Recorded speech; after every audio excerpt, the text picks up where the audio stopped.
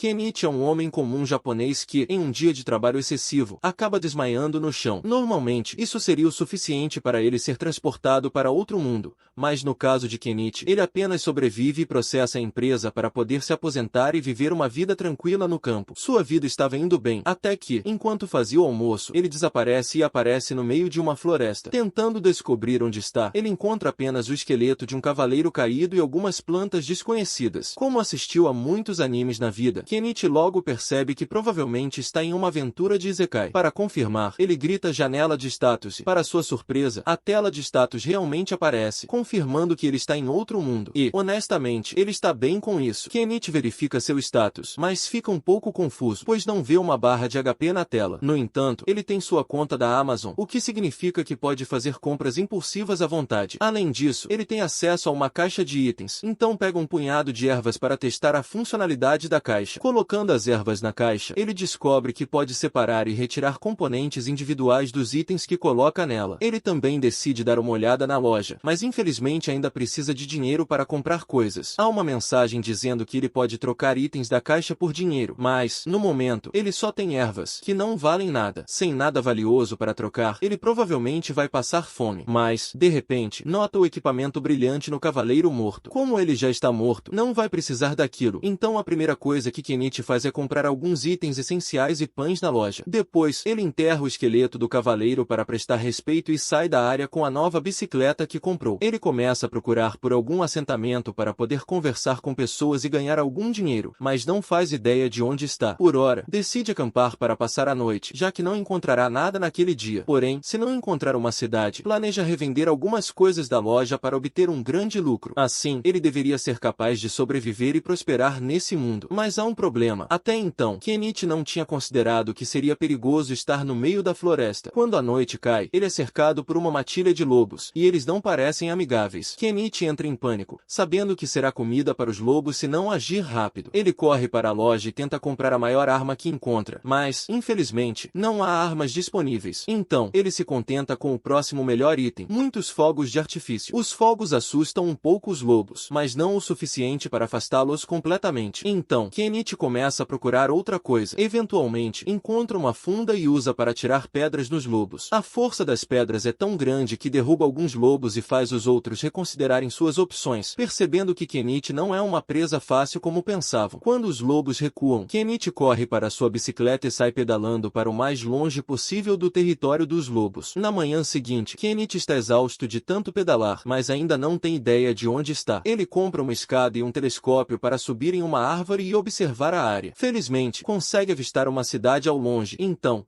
se seguir para lá, poderá começar a ganhar dinheiro. Ele começa a longa jornada através das planícies, mas, quando finalmente chega à estrada principal, quase é atropelado por um carro. O homem no carro pede desculpas e, sentindo-se mal por quase atropelá-lo, oferece a Kenichi uma carona até a cidade. Ele se apresenta como Fou, um comerciante, e a pessoa que está na parte de trás do carro é uma bardinha que viaja com ele. Durante o trajeto, Fou comenta sobre as roupas estranhas de Kenichi e pergunta o motivo de ele estar indo à cidade. Kenichi responde que pretende abrir um negócio lá. Quando chegam às portas da cidade, Fou deixa Kenichi na frente de uma loja e o ajuda a descarregar a carga. Fou agradece a Kenichi pela ajuda, mas é Kenichi quem deve agradecer, pois Fou realmente o ajudou. Para mostrar sua gratidão, Kenichi dá a Fou um saco de pimenta. No entanto, quando Fou percebe o que é, ele adverte Kenichi para não tentar vender pimenta na cidade. Existe uma máfia das especiarias chamada Boba, que tem o monopólio do mercado de especiarias, e se Kenichi tentar competir com eles, eles podem mandar um assassino atrás dele.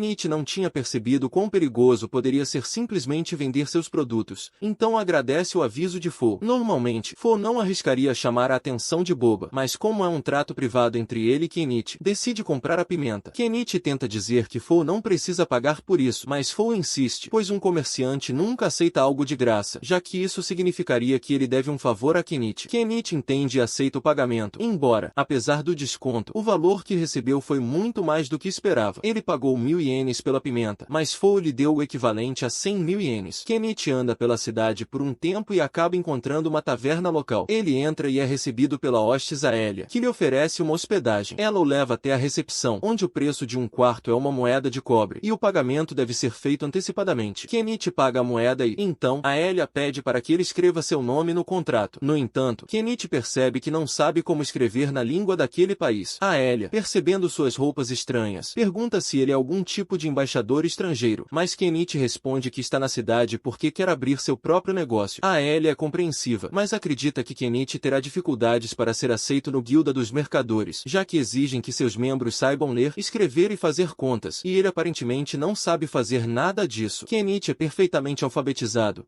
mas não entende a língua deste país. Quanto à matemática, ele é bem habilidoso, então esse não será um problema. Aélia não acredita que Kenichi realmente saiba fazer matemática, então ela pede para ele resolver um problema básico de multiplicação como teste. Kenichi responde imediatamente, basicamente se tornando um gênio matemático neste mundo. Após isso, Aélia o ajuda a escrever seu nome no contrato. Como Kenichi precisa aprender a ler e escrever, ele pede a Aélia para ensiná-lo a língua local. Ele oferece algumas guloseimas em troca das lições de língua, e ao ouvir sobre as guloseimas, Aélia fica empolgada, já que é quase impossível conseguir doces no reino de Caden, já que apenas os nobres podem comprar essas coisas. Na verdade, se os nobres souberem que ela tem doces maravilhosos, provavelmente tentariam tirá-los dela, mas Aélia se recusa a deixar isso acontecer. Após se acalmar, Aélia começa a ensinar Kenichi sobre a língua desse mundo, e como é parecida com o katakana do japonês, ele aprende rapidamente. Os números seguem o mesmo sistema decimal, então não demora muito para Kenichi ser capaz de ler e escrever perfeitamente. Aélia fica impressionada por Kenichi ter aprendido a língua em apenas algumas horas. Se ele consegue aprender tão rápido, certamente é inteligente o suficiente para se dar bem como comerciante, e começa a considerá-lo um bom parceiro de casamento. Kenichi acha que Aélia está brincando, já que ele tem idade suficiente para ser pai dela, então não leva sua declaração a sério. Ele termina o retrato que estava desenhando dela, e quando Aélia vê, fica encantada, pois o desenho é exatamente como ela. Normalmente, apenas os nobres têm seus retratos feitos. Kenichi lhe deu doces deliciosos e fez um retrato, então ela não pode deixá-lo ir sem lhe dar algo em troca, o que a leva a pular em cima dele naquela noite. Na manhã seguinte, Kenichi vai à guilda dos comerciantes e encontra um dos representantes para se registrar. O representante lhe dá alguns papéis para preencher, e depois de completá-los, Kenichi só precisa pagar a taxa de inscrição para se tornar oficialmente um membro da guilda dos comerciantes. A taxa de inscrição é uma prata, o que equivale a 50.000 ienes, e Kenichi pode pagar tudo de uma vez, mas pede para pagar em parcelas. Felizmente, a guilda permite pagamentos parciais, então Kenichi agora é um membro oficial. O recepcionista lhe entrega um crachá e lhe avisa para mantê-lo visível sempre que estiver fazendo negócios, pois ele serve como prova de que Kenichi faz parte da guilda. Agora que ele está registrado, Kenichi decide dar uma volta pelo mercado para ver quanto custam as coisas por lá, e logo percebe que todos os produtos manufaturados são muito mais caros do que seriam se ele comprasse na loja dele. Os únicos itens razoavelmente acessíveis são os alimentos. Então, enquanto está no mercado, ele compra uma sacola de frutas de um vendedor. No dia seguinte, Kenichi trabalha na construção de uma barraca para vender seus produtos na cidade, e Aélia fica impressionada com a facilidade com que ele faz isso. Enquanto Kenichi coloca alguns cartazes, Aélia nota que ele está usando prendedores de roupa e fica muito interessada, pois o design deles é realmente legal. Os prendedores de roupa deste mundo são feitos de madeira e elástico, mas quebram tão facilmente que são praticamente inúteis. Aélia pergunta a Kenichi se ele está vendendo esses prendedores também, mas Kenichi não havia pensado que algo tão simples poderia ser tão valioso. Mais tarde, naquele dia, Kenichi vai ao mercado para o seu primeiro dia como comerciante e encontra um bom lugar perto de uma senhora. Ele pergunta se ela se importa que ele monte sua barraca ali, e ela diz que não tem problema. Então Kenichi tira a barraca de sua caixa de itens. A senhora fica impressionada com a seleção de mercadorias de Kenichi. Após olhar um pouco, vê os prendedores que ele está vendendo. Ela realmente gosta deles e oferece comprar alguns. Kenichi fica surpreso, já que não imaginava que ela apoiaria a competição. A senhora explica que não há nenhuma regra que diga que ela não pode comprar dele, e além disso, não pretende ter rivalidade com ele. Conforme o dia passa, a barraca de Kenichi começa a atrair clientes, e seus produtos estão sendo vendidos rapidamente. Os prendedores de roupa, em especial, se tornam bastante populares por sua confiabilidade, então Kenichi poderia ganhar a vida vendendo apenas isso. No entanto, ele sabe que outras pessoas eventualmente criarão prendedores semelhantes, então não pode depender deles para sempre. Nesse momento, um homem se aproxima da barraca de Kenichi, e pela espada na cintura e pelas roupas finas, Kenichi percebe que ele deve ser um nobre. O homem diz que quer ver a faca de Kenichi, então Kenichi a entrega para ele testar. Depois de testar a lâmina, o homem pergunta o preço. Kenichi responde que a faca custa 2 pratas, o que é caro, mas o homem entende, já que a faca é muito bem feita. Ele adoraria comprar, mas precisa de uma lâmina um pouco maior. Kenichi dá uma olhada na loja e eventualmente encontra uma katana. O homem adora a katana, mas Kenichi avisa que ela custa uma moeda de ouro, o que é muito muito caro. O homem fica indeciso, tentando se convencer de que a espada é uma despesa necessária. Nesse momento, uma garota gata começa a cheirar o rosto de Kenichi e a lamber ele. Esta é a primeira vez que Kenichi vê algum ser de raça besta, então ele fica um pouco assustado, mas logo se acalma e pergunta o que elas gostariam de comprar. Elas dizem que querem o pano que Kenichi está usando para cobrir sua barraca. Esses panos originalmente não estavam à venda, mas Kenichi, sendo um bom comerciante, decide vender. Ele diz que cada pano custa 3 moedas de cobre, mas, como elas querem 3, ele faz um desconto e cobra apenas 8 moedas de cobre. Isso é um bom negócio para elas, mas as bestas têm dificuldade com matemática e não entendem o que Kenichi disse, assumindo que ele está tentando enganá-las. A senhora que estava comprando de Kenichi explica que ele está dizendo a verdade, então elas não precisam se preocupar. Elas aceitam a explicação e compram os panos. O homem também decide comprar a katana, já que ela é incrivelmente bem feita. Ao final do dia, Kenichi fez um bom lucro. Enquanto isso, em outro local da cidade, uma criada que comprou os prendedores de Kenichi os mostra a sua mestre, Prímula Margarete. Margarete pergunta se eles podem ser usados na mansão, já que isso tornaria o trabalho dela muito mais fácil. Prímula acha a ideia boa e diz a Margarete para comprar mais no dia seguinte. Melhor ainda, ela quer vender esses prendedores na mansão. Prímula, então, vê uma grande oportunidade de negócios e decide pedir permissão ao seu pai para abrir sua própria empresa. Ela acredita que os prendedores de roupa que Kenichi está vendendo são uma mina de ouro. Naquela noite, Kenichi está tomando banho no poço e realmente gostaria de ter um banho quente, mas como esse tipo de banho ainda não foi inventado, ele precisará criar o seu próprio. Ele começa a vasculhar a loja para ver se encontra algo útil e acaba encontrando um barril à venda. Sua ideia é encher o barril com água e colocá-lo sobre o fogo para poder desfrutar de um banho quente novamente. Se der certo, ele pode até conseguir fazer um lucro com isso. De qualquer forma, Kenichi tem se beneficiado bastante da tela de sua loja online, mas ele não tem ideia de como ela realmente funciona ou como os pacotes chegam até ele. Para ser sincero, é bom demais para ser verdade. Então Kenichi se preocupa que, em algum momento, isso possa roubar sua alma como forma de compensação. Mas, por enquanto, ele decide não se preocupar com isso e resolve ir dormir. Ele decide ir dormir, enquanto, na floresta, uma garotinha chamada Nimon está fugindo. No dia seguinte, enquanto Kenichi arruma sua loja, ele decide atualizar um pouco o seu estoque, colocando algumas joias à venda. Elas não são pedras preciosas de valor, mas têm um bom brilho, então ele acredita que conseguirá um lucro razoável com elas. Nesse momento, Margarete, a moça de ontem, aparece e diz que veio comprar mais prendedores de roupa. Kenichi pergunta quantos ela quer, e se surpreende ao ouvir que são 100. Como ela tem o dinheiro, ele fecha a venda. Enquanto arruma os prendedores para ela, Margarete nota algumas das joias e pergunta se são feitas de diamantes reais. Kenichi explica que são todas de vidro polido, mas que, mesmo assim, têm um bom aspecto. Margarete pede para ele reservar uma delas, pois voltará depois para comprá-la. O dia segue normalmente para Kenichi, mas, justo quando ele está prestes a fechar a loja, os Beast Folk de ontem retornam. Eles parecem sérios, o que faz Kenichi temer que possam querer brigar com ele. Mas então Milon chega bem perto e diz para os outros que definitivamente sente um cheiro de especiarias vindo dele. Os outros Beast Folk começam a comemorar e pedem para Kenichi vender algumas das suas especiarias, mas ele hesita. Após tudo que ouviu sobre o sindicato das especiarias, ele não sabe como eles funcionam ou o que poderiam fazer com ele caso descubram que ele está vendendo especiarias. Ele não quer correr esse risco. Os Beast Folk continuam pedindo para ele fazer uma exceção, mas as pessoas ao redor dizem que não podem esperar que um novato como Kenichi arrisque seu negócio por causa deles, e os Beast Folk entendem a mensagem. Kenichi não pode vender especiarias, mas tecnicamente não está quebrando nenhuma regra se simplesmente compartilhar uma refeição com eles. Então, ele os convida para comer, mas será na floresta para não atrair atenção negativa. Os Beast Folk ficam muito felizes com isso e, naquela noite, eles se encontram com Kenichi e Anama na periferia da cidade para começar a preparar a comida. Kenichi está prestes a começar o preparo, e Anama pergunta se pode ajudar. Ele pede para ela cortar alguns vegetais, mas quando Anama olha para eles, não acredita no quão vibrantes e suculentos estão. Kenichi explica que os trouxe de um país estrangeiro e garante que tem um sabor incrível. Enquanto Kishi e Anama trabalham nos vegetais, Min e os outros Beast Folk estão no rio, tentando pegar alguns peixes. Logo, eles conseguem uma boa quantidade. Com todos os ingredientes prontos, Kenichi começa a preparar os peixes com as especiarias e coloca tudo na panela para cozinhar. Depois de um tempo, ele prepara uma refeição que os Beast Folk adoram. Eles nunca tinham comido algo tão gostoso e ficam muito agradecidos. Toda essa comida boa começa a despertar neles um desejo forte por álcool. Anama pede que se contenham, já que o álcool é caro, mas Kenichi não vê mal em dar um pouco a eles. Ele pega uma garrafa de bebida barata e serve alguns copos, mas, em troca, ele quer que jurem nunca contar a ninguém sobre a refeição que ele preparou preparou para eles. Anama avisa Kenichi que ele está sendo um pouco generoso demais, mas ele não vê problema, já que os Beast Folk parecem ser pessoas boas. Aquela noite, eles bebem juntos, tomam um banho juntos e eventualmente adormecem sob as estrelas. Milon parece realmente gostar de Kenichi. Na manhã seguinte, Kenichi volta para a pousada, e a Elia fica um pouco chateada, pois ele passou a noite fora. Kenichi tenta explicar que estava apenas com alguns Beast Folk na cidade, mas, ao ver o pelo de gato na jaqueta dele, ela acha que Kenichi fez mais do que apenas conversar com eles e fica irritada por ele ter escolhido uma mulher gato em vez dela. Mais tarde, Kenichi está arrumando sua loja para mais um dia de negócios quando Margaret aparece com Prímula para visitar a loja. Kenichi se distrai com a beleza de Prima, mas logo percebe Margaret atrás dela e entende que estão ali para comprar o colar que Margaret perguntou sobre ontem. Ele traz o colar, Margaret paga por ele e dá a Prímula para que ela o inspecione. Dada a qualidade, Prímula tem dificuldades em acreditar que não seja feito de diamantes reais. Ela pergunta se ele tem mais desse tipo de joia em estoque. Então Kenichi vai até sua loja, compra mais algumas e as apresenta a ela. Prímula fica muito impressionada com a qualidade dos produtos de Kenichi e com o fato de ele ter uma caixa de itens. Ela faz um pedido. Ela é filha do dono da Mole Trading Company. Se Kenichi estiver disposto, gostaria de apresentá-lo ao seu pai. Kenichi gosta da ideia de conhecer o dono de uma grande empresa comercial,